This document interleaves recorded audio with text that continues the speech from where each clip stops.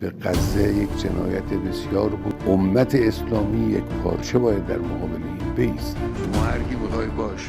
Iran যে নীরবে কিন্তু ভয়ঙ্করভাবে নিজেকে প্রস্তুত করেছে তার নতুন প্রমাণ মিলেছে সাম্প্রতিক কিছু আন্তর্জাতিক প্রতিবেদনে।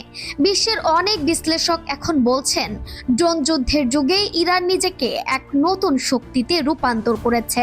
বিশেষ করে তাদের তৈরি শাহেদ সিরিজের ড্রোন আধুনিক যুদ্ধের হিসাবই বদলে দিচ্ছে। খবর অনুযায়ী ইরানের কাছে এখন বিপুল সংখ্যক ড্রোন মজুদ আছে। এর বড় অংশই নজরদারি ও স্ট্রাইক মিশনে ব্যবহারের জন্য তৈরি। এসব ড্রোনের সবচেয়ে ভয়ঙ্কর দিক হলো খুব কম খরচে তৈরি হলেও এগুলোর ধ্বংস সক্ষমতা অত্যন্ত বেশি, অর্থাৎ সামান্য খরচে বড় ক্ষতি করার ক্ষমতা ইরানকে দিয়েছে এক নতুন সুবিধা। শাহেদ 136 ড্রোন মূলত একটি আত্মঘাতী আক্রমণকারী ড্রোন। এতে বিস্ফোরক লাগানো থাকে এবং একবার লক্ষ্য ঠিক করে দিলে এটি নিজে থেকেই শত্রুর অবস্থানে উড়ে গিয়ে বিস্ফোরণ ঘটায়। এতে কোনো পাইলটের দরকার হয় না, নেই বড় ঝুঁকিও। আর এই কারণেই এই ড্রোনকে বলা হচ্ছে আধুনিক যুদ্ধের গেম চেঞ্জার।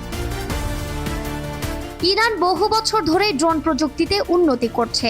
ধীরে ধীরে তারা এমন এক অবস্থানে পৌঁছেছে যেখানে খুব দ্রুত ও ব্যাপক হারে ড্রোন তৈরি করা সম্ভব।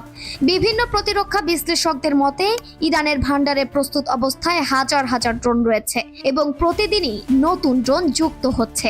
যদিও সরকারিভাবে নির্দিষ্ট সংখ্যা জানানো হয়নি, তবে আন্তর্জাতিক মহলে এই তথ্য নিয়ে তীব্র আলোচনা চলছে। এই ড্রোন শুধু ইরানের মধ্যে সীমাবদ্ধ নেই। রাশিয়া ইউক্রেন যুদ্ধে এই প্রযুক্তির ব্যবহার বিশ্ববাসীকে নতুনভাবে ভাবতে বাধ্য করেছে। রাশিয়া ইরানি শাহেদ 136 ড্রোনকে নিজেদের নামে গ্যারান হিসেবে তৈরি করে নিয়মিত ইউক্রেনের অবকাঠামো ও সামরিক লক্ষ্যবস্তুতে ব্যবহার করছে। পশ্চিমা বিশ্লেষকদের মতে প্রতি মাসে শত শত ড্রোন হামলা চালানো হচ্ছে। বিশেষজ্ঞরা বলছেন এখন যুদ্ধ শুধু ট্যাঙ্ক আর যুদ্ধ বিমান দিয়ে হয় না।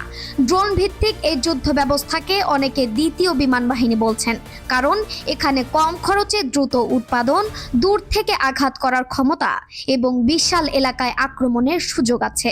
ফলে রণক্ষেত্রে বদলে যাচ্ছে কৌশল, বদলাচ্ছে শক্তির ভারসাম্য।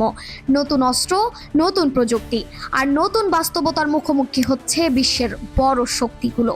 ইরানের শাহেদ ড্রোন প্রমাণ করে দিয়েছে আধুনিক যুদ্ধে শুধু বড় বাজেট নয়, স্মার্ট প্রযুক্তি আসল শক্তি।